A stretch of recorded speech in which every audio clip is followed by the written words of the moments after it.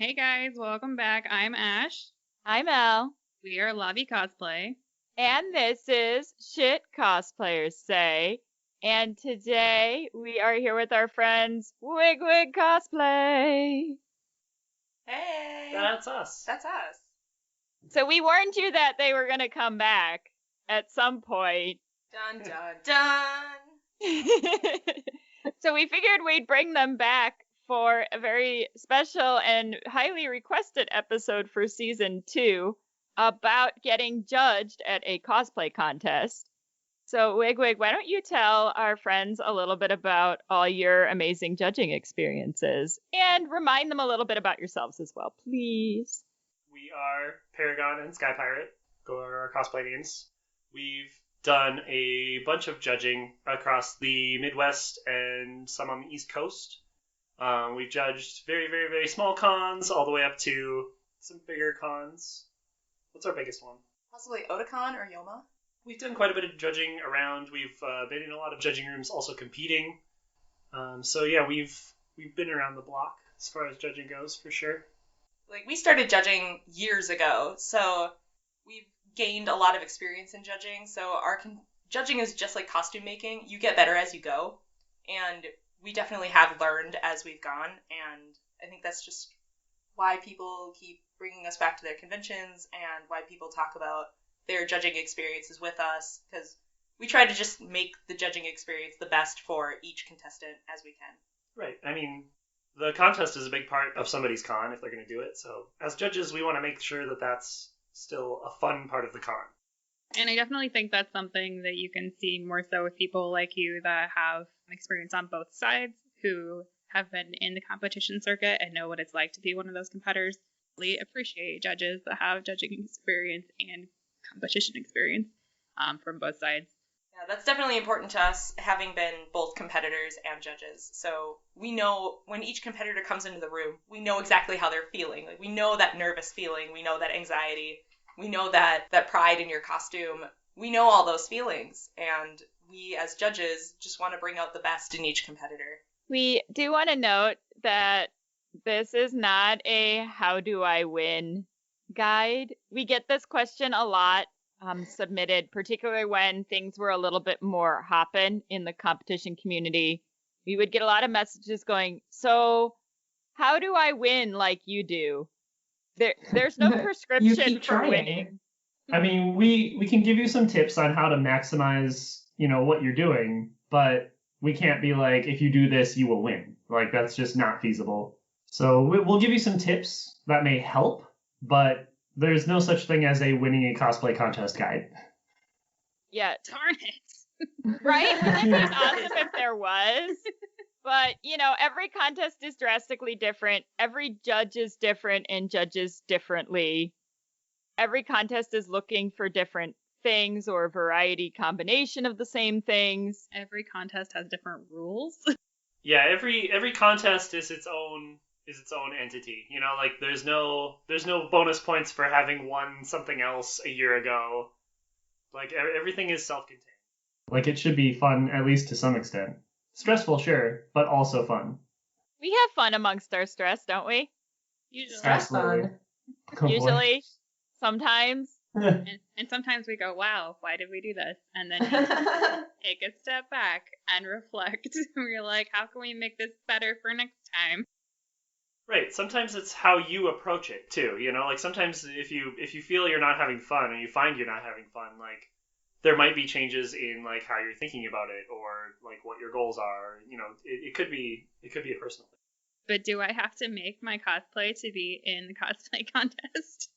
One of my favorite questions that we found from back in the day on a forum, because we do get this question a lot in general about why do you have to make your costume? Because some people feel very left out because they don't craft, but they want to go on stage. But I think this was probably the most over-the-top version of this question. And I would love to share it before we discuss this topic of why you have to make one, because I just find it really entertaining, but sort of encompasses some of the multiple viewpoints that you'll see when people ask this question. So this anonymous question that was located on a cosplay help and advice forum is, do you really have to make your cosplay to be in the cosplay contest? I don't have the motivation or the time to make anything, but I feel I deserve the opportunity to compete and be recognized. I didn't make this up. I know, I remember when this question was posted. So then the question comes up, well, why are most convention competitions based on how well you made your costume, as opposed to only based on what you look like on stage? Well, they're typically called a craftsmanship contest for a reason. And then some cons have gone and made two different trees. So Yeah. they have the craftsmanship side, and then they have the performance side. So this person would fall more into the performance side, where there are rules that at some cons that state where you don't need to have made the costume, you need to have made the performance. But you can only compete, obviously, in the performance tree because you didn't craft your costume. So you can't be in the craftsmanship tree. Most contests that you'll run into in the circuit are, we want to recognize people who put a lot of work into making this costume, and we want to recognize people who are putting on a good performance for the audience of the costume contest, right? So like that's why those two things are what are rewarded in a cosplay contest. So typically in a craftsmanship contest, if you were to enter something that you didn't make, there's very little to nothing for the judges to judge, because what they're judging you on is how the costume was made and the quality of that costume, which I think is what a lot of people don't understand, because I'm not so sure they understand what craftsmanship means and what that term is referring to. They see cosplay contest, and so they're like, well, I have a cosplay, so I should be able to enter. So sometimes I think it's also like off the bat, they don't realize that the making of your costume is actually what the contest is about primarily. That's where rules that talk about percentage come in. Mm. And honestly, I mean, even some people get confused by that, but that's why it's important to email your convention directors or email your cosplay department directors about percentages, because percentages are kind of an ambiguous term that says you need to have done XYZ things, but then XYZ things becomes a gray area and percentages are just a number. So it's just good to clarify. The more you make, the more the judges can judge.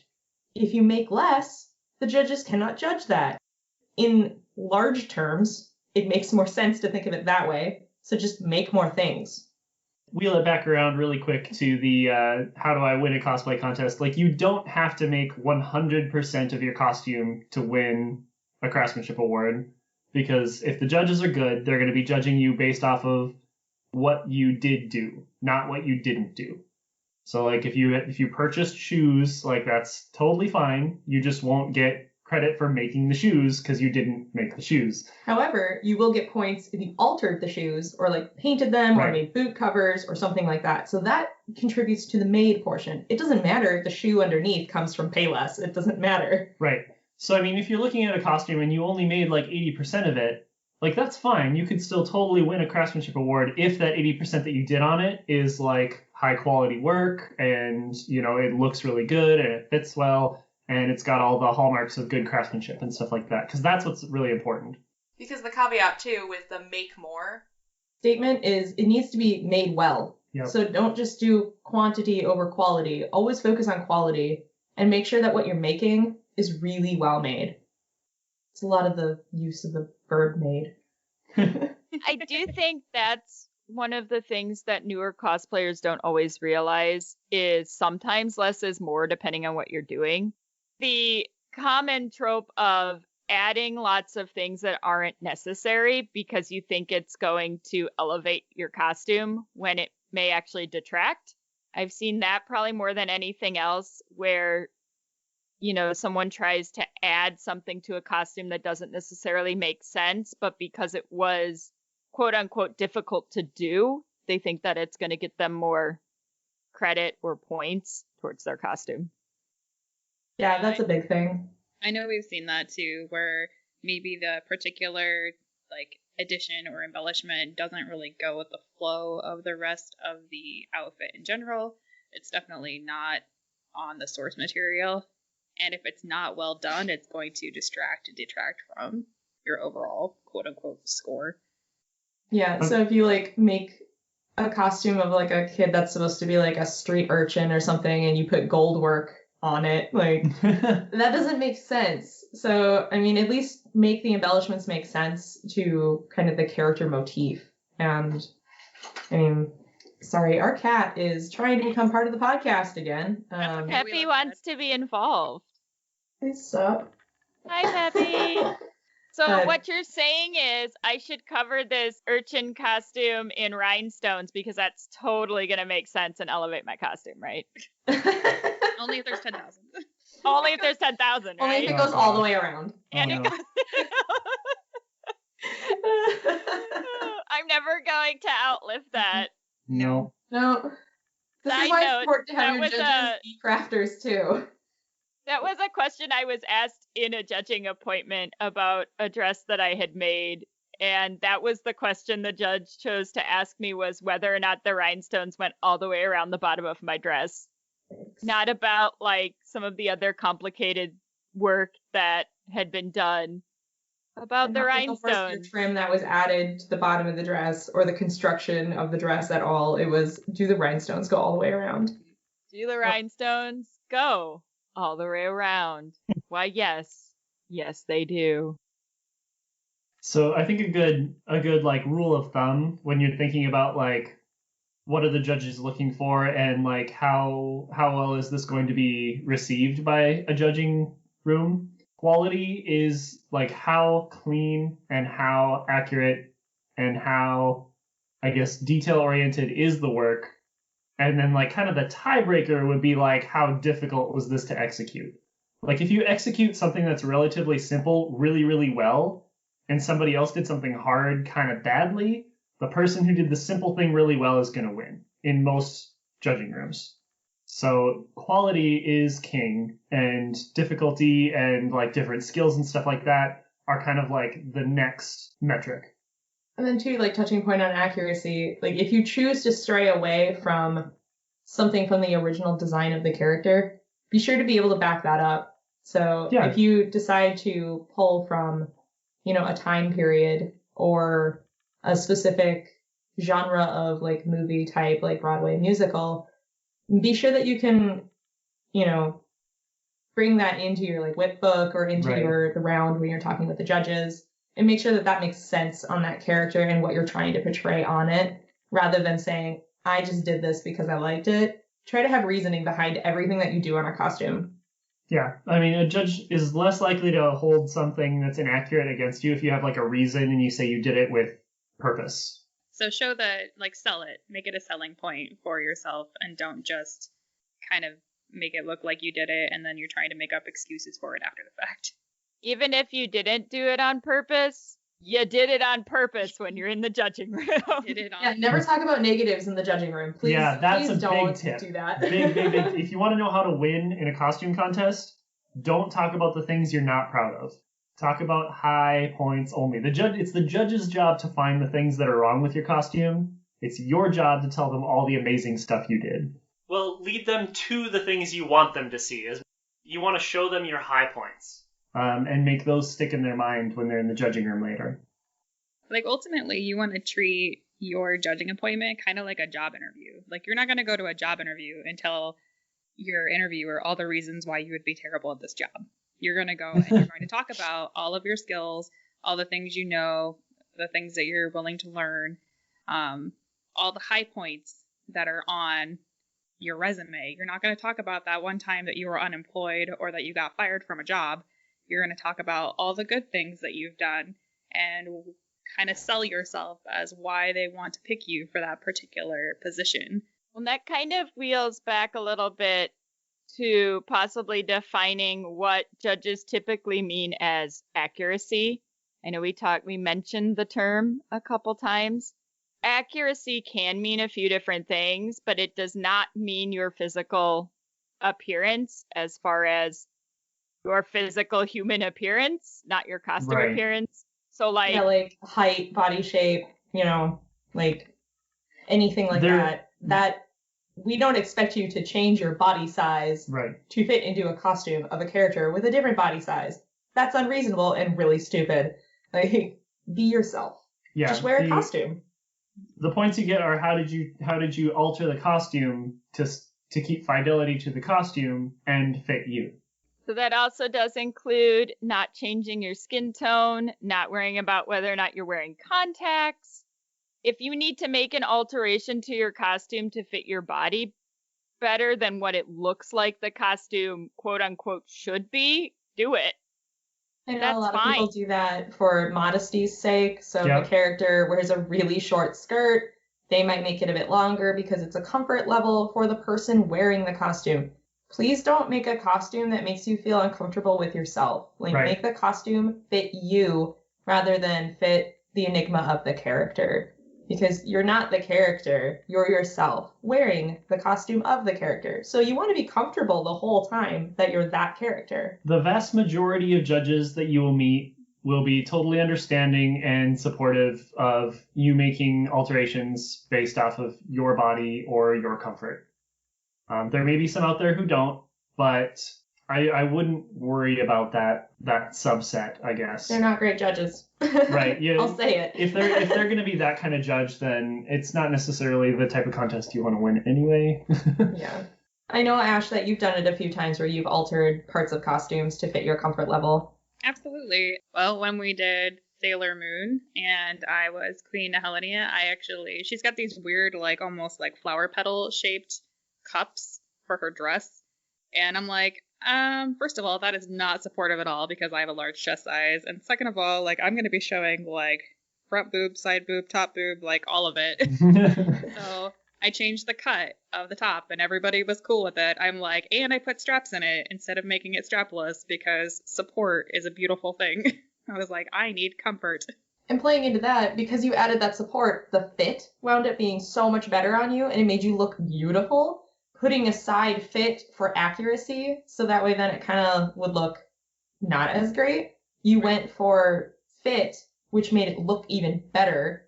And that's honestly what I would say. If you're going to deter away from accuracy, make sure it fits.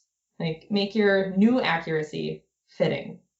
Well, and it's kind of like the topic we talked about earlier with the embellishments. If it's going to enhance the overall appearance of your costume, go for it. If it's going to be distracting or detract from it, maybe it's not a great idea.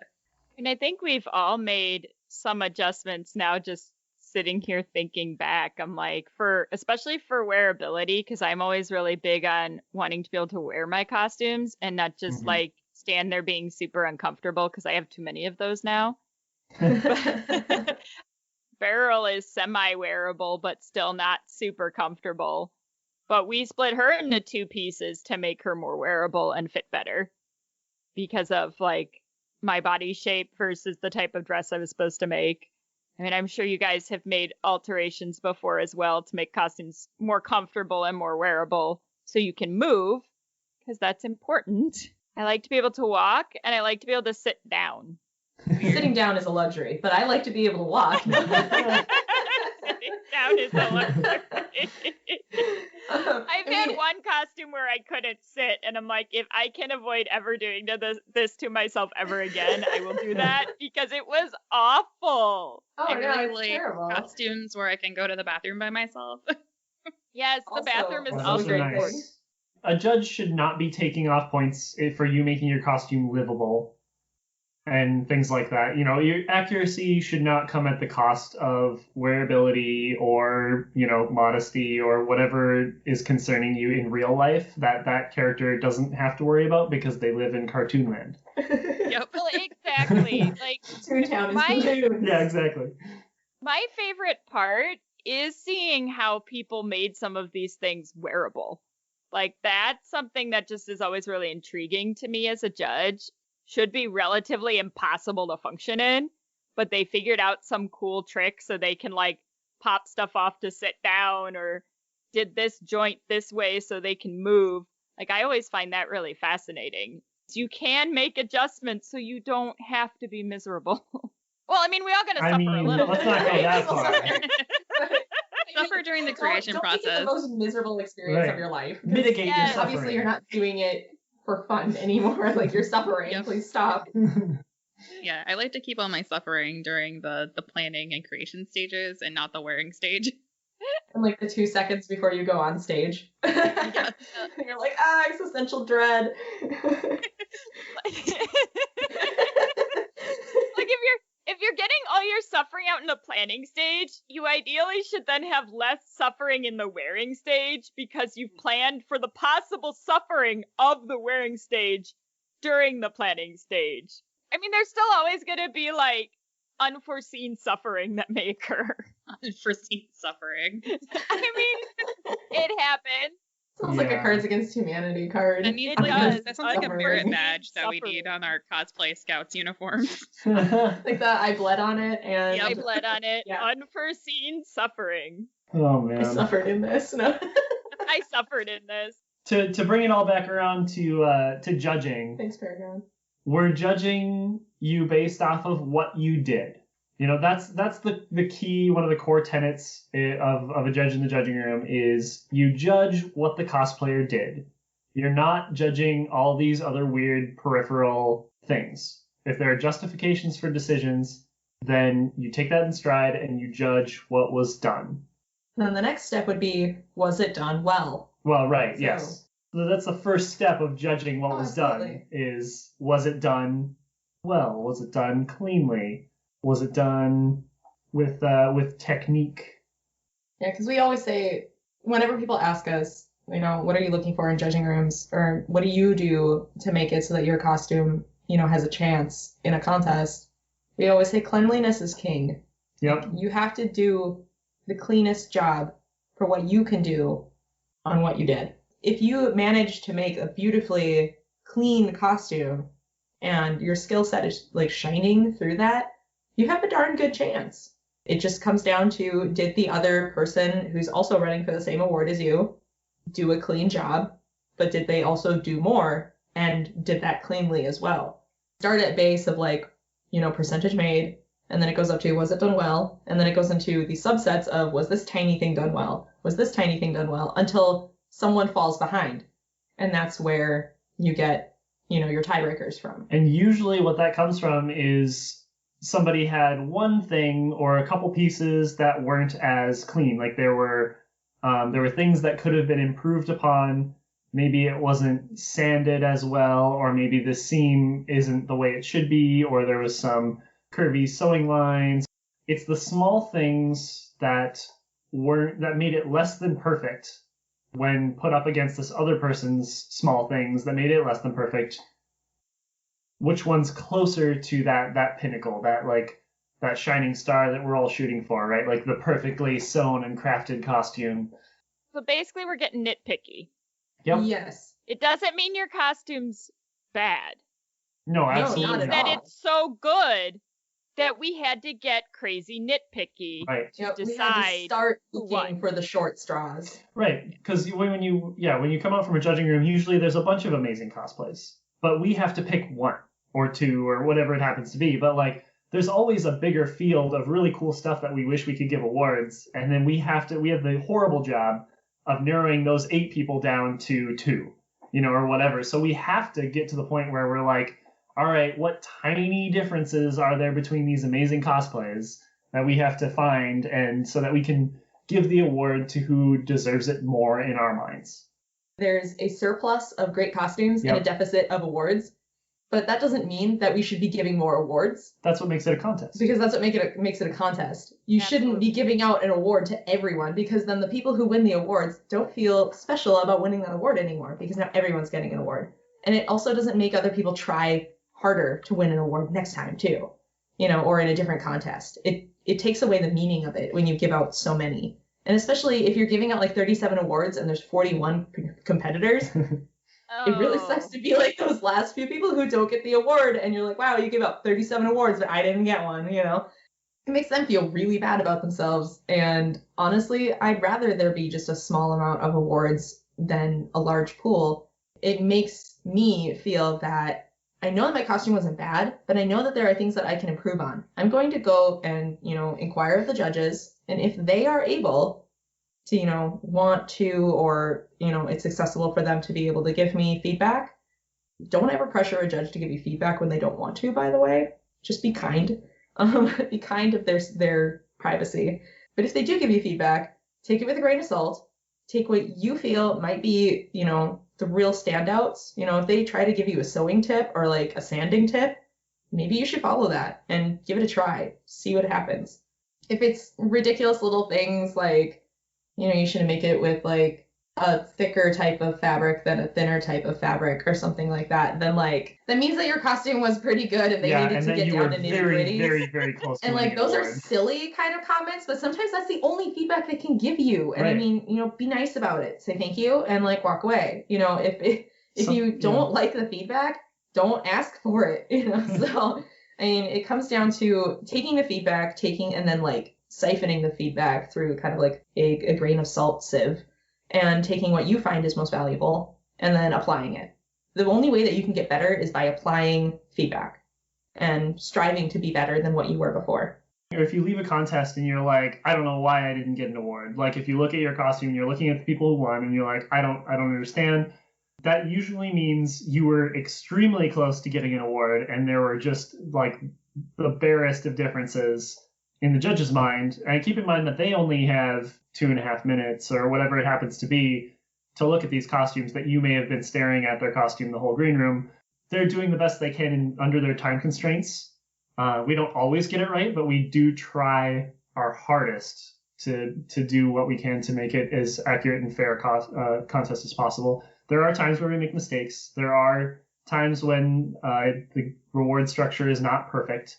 So if you come out of that situation and you feel that, something didn't quite go right, it could be mistakes. It could be that there were some smaller flaws that the judges perceived on your costume that you haven't noticed. Like there's a lot of different little reasons. But if you come out of that situation, realize that it was probably a very close, very agonizing decision, and that I'm sure you still did a great job. Well, and that's a really good point to make. That it's typically not malice from the judges or anything. If you're thinking that you should have won and you didn't, it's best to just look at the quality of what's around you and kind of take everything that you're being given and try to learn from it. I mean, how else are we going to learn what we're supposed to do next if we don't listen to the people that are looking at our costume from outside ourselves? Yeah. Because you've been staring at that thing for months. Every bit of it, but they might love it. It is valuable to listen to what the judges have to say or, other skilled people in the green room. It's important to listen to what your peers have to say. That to me is valuable in itself. Like getting feedback is very valuable.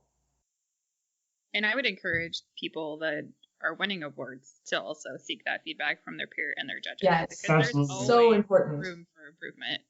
The way your costume moves and the way you move in that costume is part of craftsmanship. If you cannot hold your prop by yourself, you have an issue of the costume not being compatible with the prop.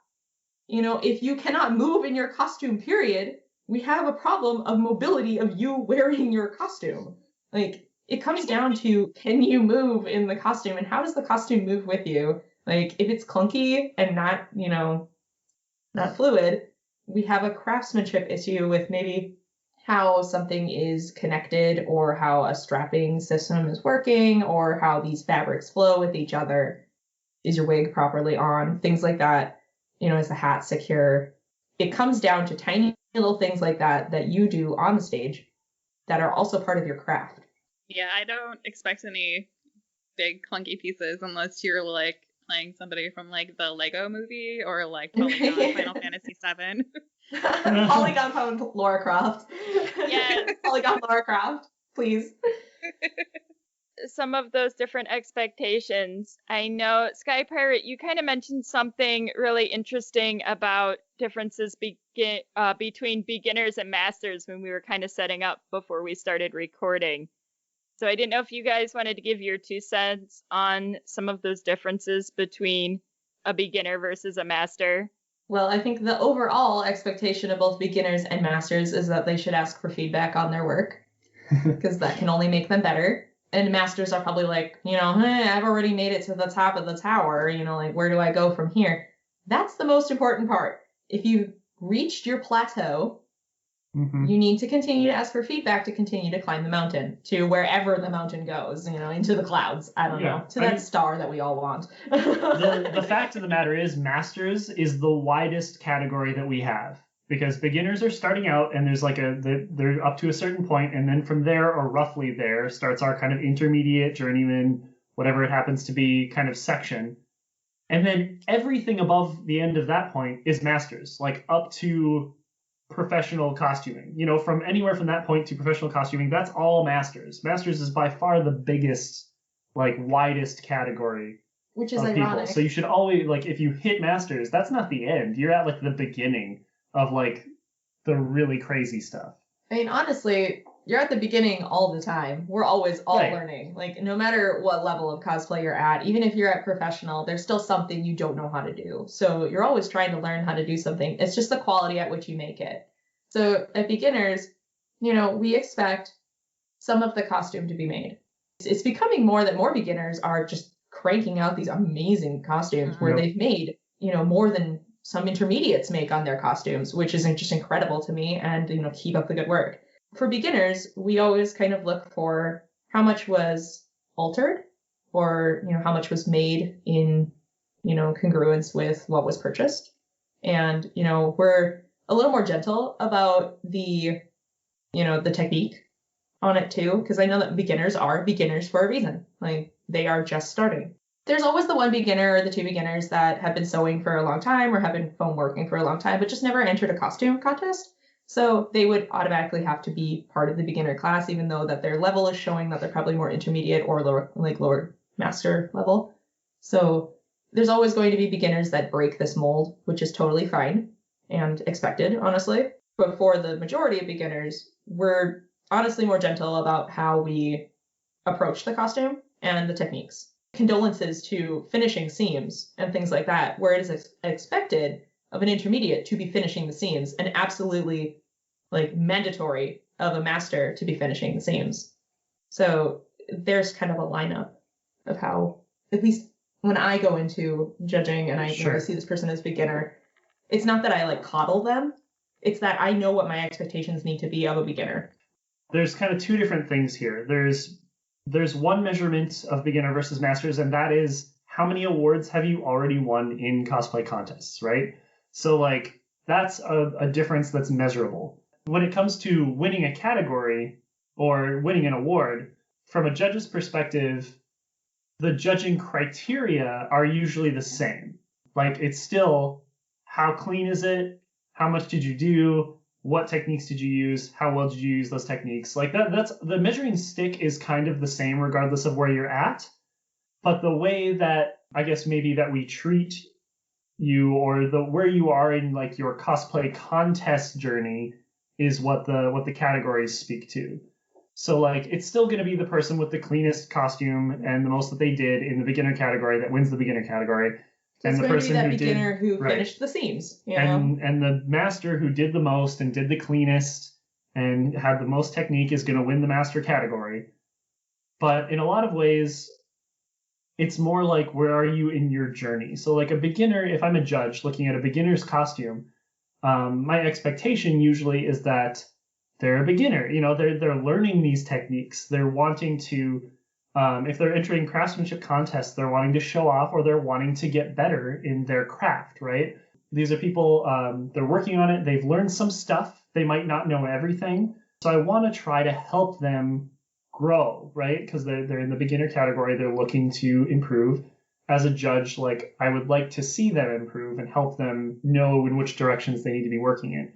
Whereas with a master, they're more established in what they're good at, what their techniques are that they're, they focus on and things like that. So it's more of a judging role than a mentorship role.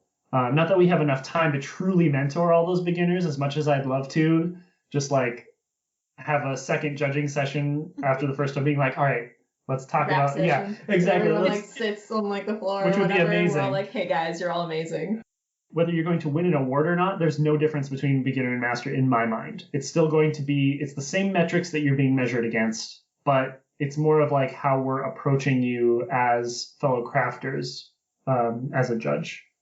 you cannot judge someone upon their basis of work or Right. like their portfolio of work, because, you might not follow them on Instagram, you might not, follow their works in progress, you might not know another costume that they made. And if you do know all these things, that is beyond the judging room. Everything within the judging room is business. Like, Right. You may be friends with this person's friend, or, this person may even be related to you. We've had that happen before, and we've judged them the same way we do, a total stranger.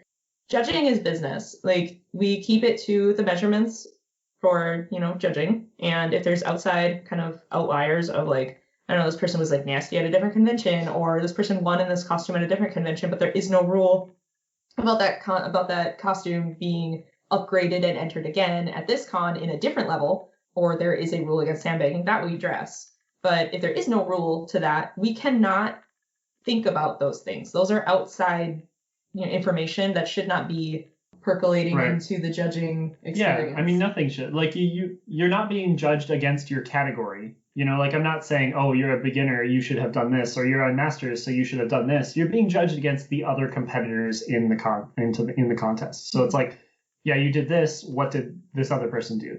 That is in direct competition with you. I'm not going to say, if a master's comes in and didn't do something quite right, I wouldn't say like, oh, they can't get an award because they didn't meet my expectation of a master. It's what did they do versus this other person. Yeah, or it's like, oh, they came in and this costume was very simple, and I've seen the work that they've made, and I expected more of them. Right. No, Nope. That is absolutely not okay. So, because that's putting them up against work that's not even in that room, not even in that contest. So what you need to do is put them up against the people who did show up and who are in the contest, the way that judging should be. Right. It's only against what shows up. Against the people in the contest and against the people in your category. Yep. Yes, that too. A masterclass person cannot take away an award from a beginner person. I'm so sorry. It is a common misconception. That is true. It's a commonly asked question. Like, we get it a lot, where beginners will be like, oh, you're showing up to the contest, well, then I guess I can't win that. And I'm like, why not? Why can't you win that? I can't win your best beginners award, but you could sure as well win my best masters award if something, happened to fluke in the system where you show up in the most amazing costume and you wind up just blowing away everything that showed up in that room. Because you beat everything in that room, obviously you get the bigger award.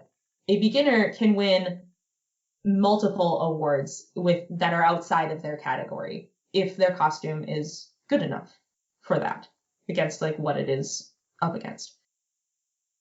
As an intermediate, you can no longer win the award beneath you. You cannot win the beginner's awards. You can only win intermediate, master, best in show, or props and whatever.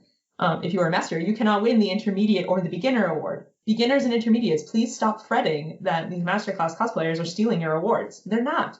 They're not. They're actually afraid you might. That's why the categories exist. That's why categories exist. Yeah, and there are actually very few contests. I have seen it occasionally, but very few contests where they will prohibit bumping up in category.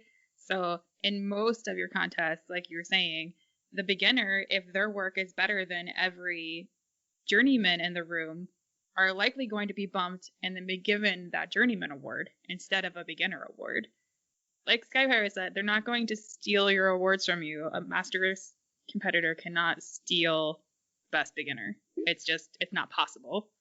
And I think another important thing that you guys brought up also is it's important when you go in for your judging appointment that you bring those whip books, you bring your reference materials, especially if it's required, and that you talk about all of the important points of your costume, because they cannot judge you on something that you do not either show them in person or tell them about. And that too, if you posted about it on your Instagram or something and you know that the judge follows you, don't expect them to fill in the gaps for where you made them, basically, in your judging appointment.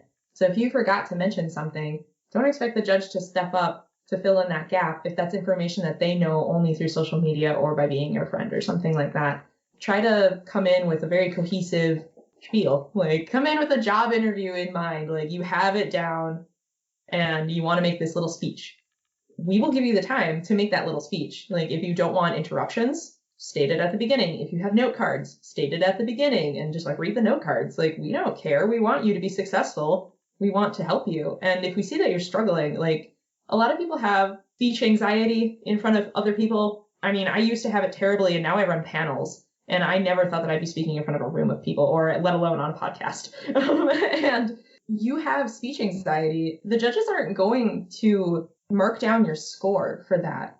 And if you're, awkward or anything like that, they're not going to mark you down for that, because that's not your costume or your craft. That's you, having anxiety, and we all suffer from anxiety at some point in time. And, it just happens. But what a good judge will do is they will notice and, kind of validate that anxiety, and they will say, like, we know that you're nervous. We'll take some deep breaths.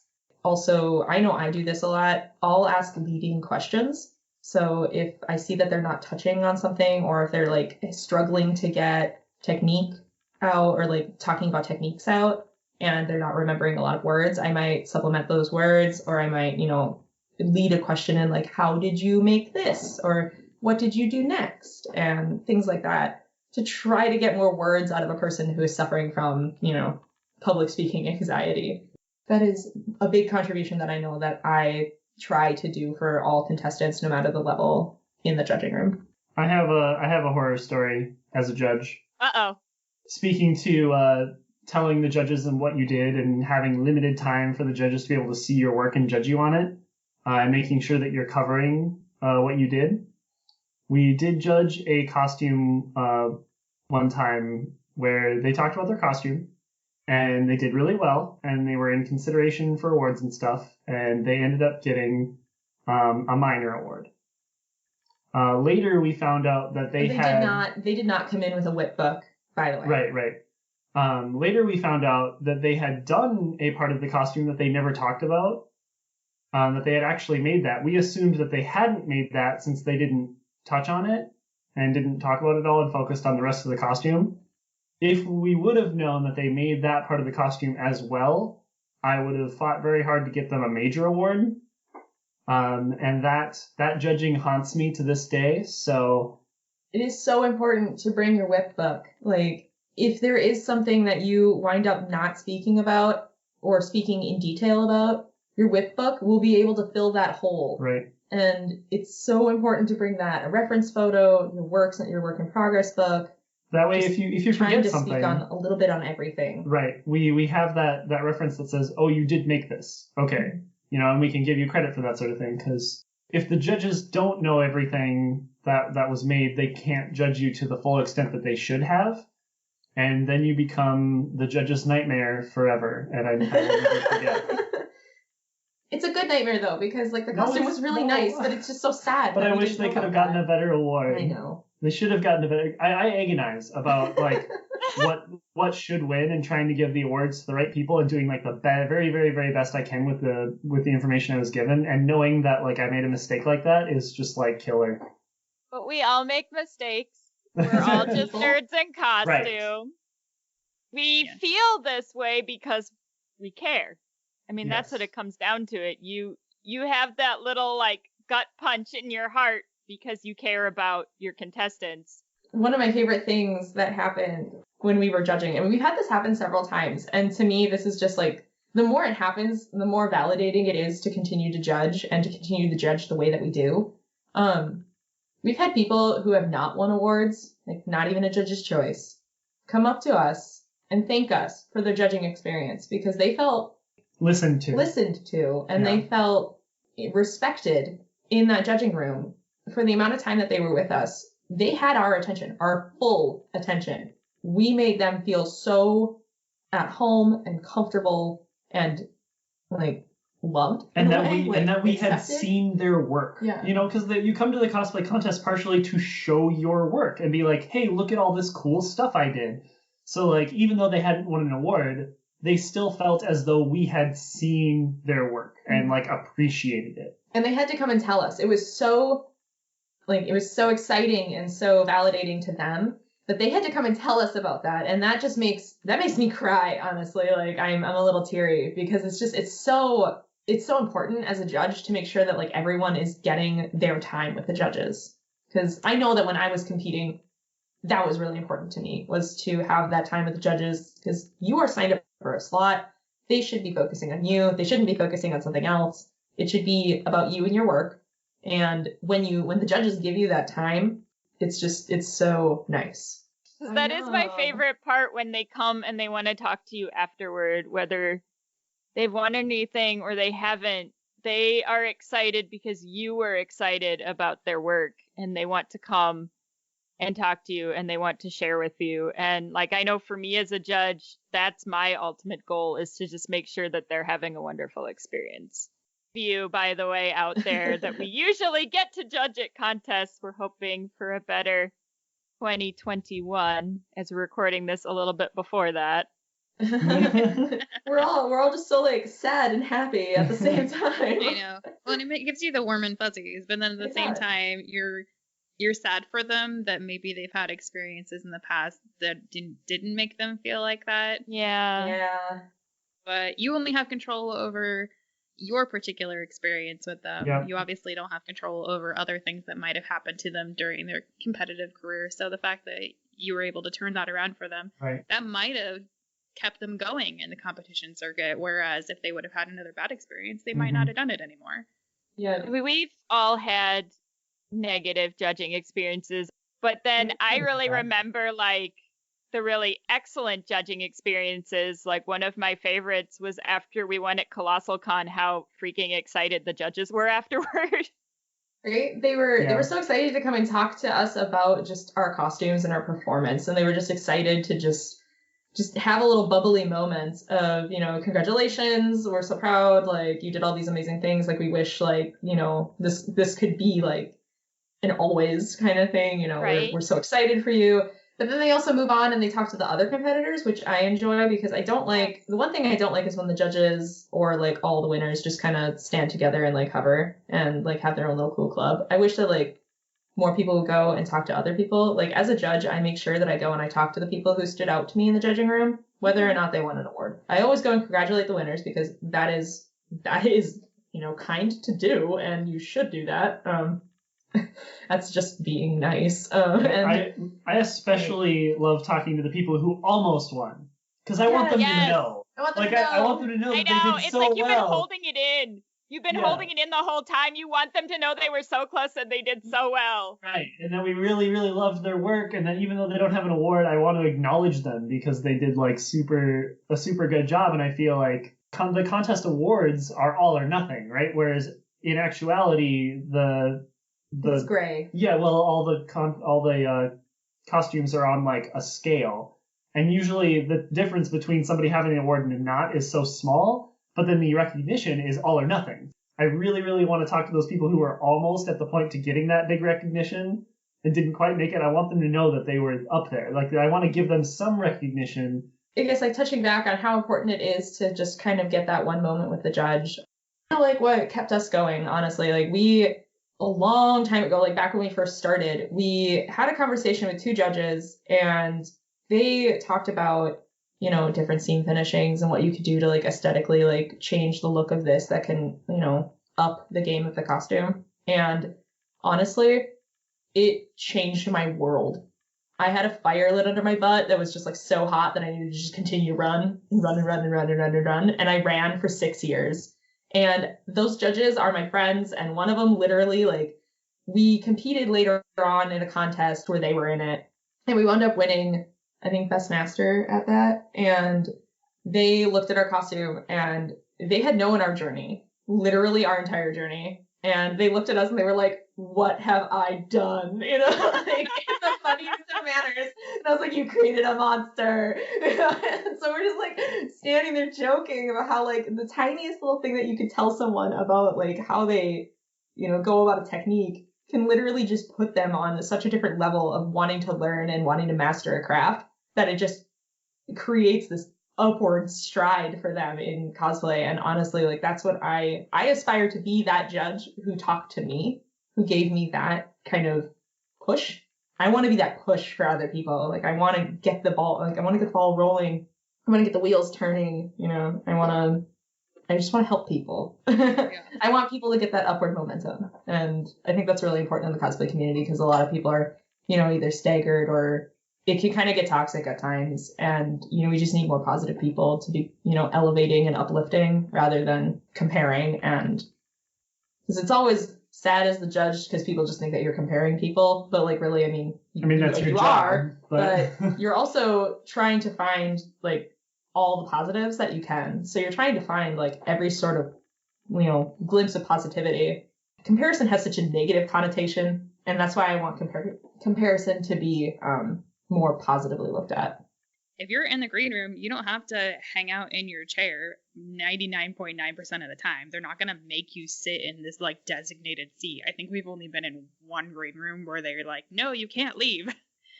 Talk to your other competitors. Go talk to them. Ask them questions. Everybody likes talking about themselves, so ask them questions about their costume. Most people are happy to explain things to you, or if you have a specific question like, hey, how did you do that? Or, oh, I think this looks really great. People like that validation from their peers also. It doesn't have to be just from the judges. So I would challenge other people to go and make their fellow competitors have a positive experience in the green room as well. I think green rooms are definitely a super good resource for people who want to improve themselves. Because, you have YouTube and you have, tutorials and things that people have written, but, how often do you get the chance to have the creator of a costume tell you exactly what they did to make that costume in person, one-on-one?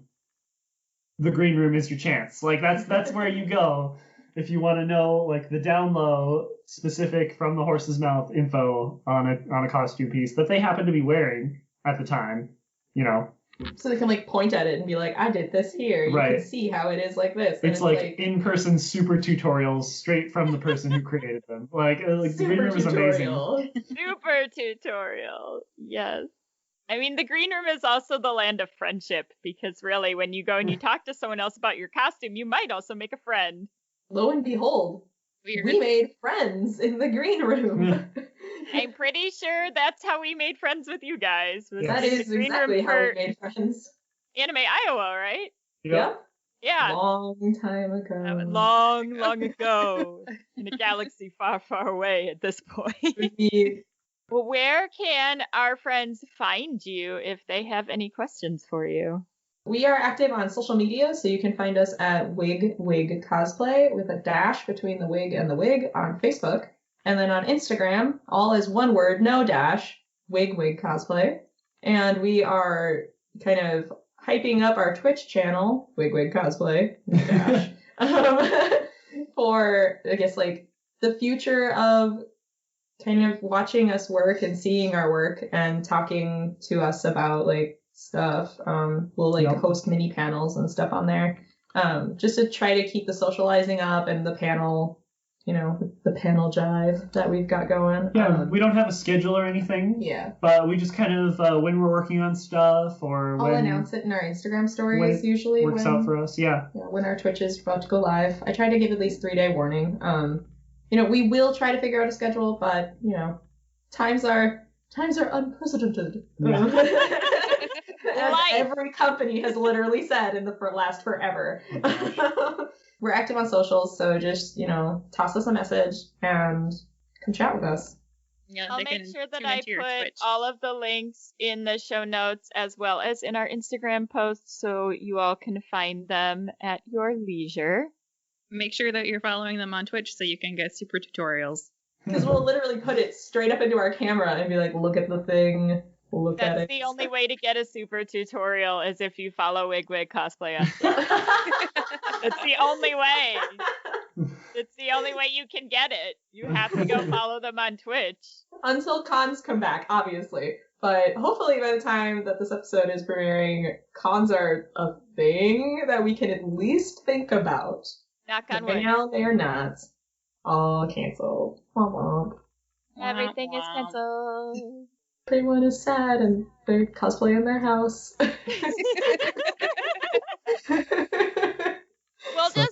Just all four of us will have to get on Twitch sometime and do a super ultimate tutorial. I don't know what that ultimate tutorial. Super ultimate mega awesome tutorial. By the power of friendship. With the power of friendship. Well, thank you so much for joining us again for our shenanigans. We appreciate it. Thank you so much for having us. Yeah, it was great. And we appreciate you sharing your knowledge with our friends here who listen to this podcast. I'm Ash. I'm Mel. We are Wig-wig Cosplay. And this is Shit Cosplayers Say. Bye.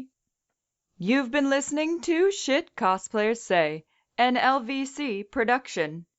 You can find us on Facebook, Instagram, and Twitter at Podcast SCS. Our website is lavicosplay.com. Have a fun, crazy con or cosplay-related story, absurd cosplay question, or just something in general to share with us? Email us at podcastscs@gmail.com. Thank you for listening, and remember, just because you can doesn't mean you should.